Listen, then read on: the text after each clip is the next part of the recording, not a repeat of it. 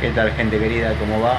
Bueno, lo que se escucha de fondo es la Beta 150 que me dejaron para reparar después de estar parada 2 años.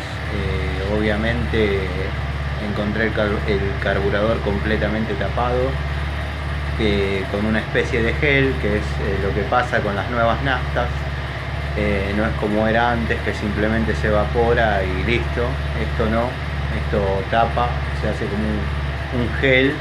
Y bueno, le hice una pequeña carburación, le regulé válvulas, repito, le regulé válvulas.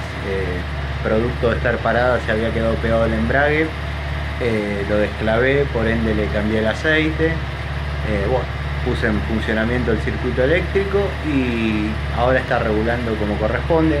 Ahora se siente un poquito más acelerada porque ya debe tener temperatura de trabajo, habría que regular un poquito a ralenti, pero bueno, en líneas generales la moto se siente bien, se siente sana. Yo tuve dos de esas, iba casi todos los fines de semana a San Miguel del Monte, o si no a Luján. Me gustaba andar en la ruta con la 150, ya sea la RX o la Beta BK 150 como esa.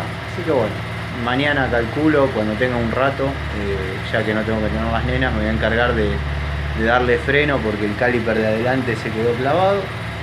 Así que bueno, contento porque esta es una moto que es de era una compañera mía en la escuela primaria y recordó después de tantos años que yo me dedicaba a esto.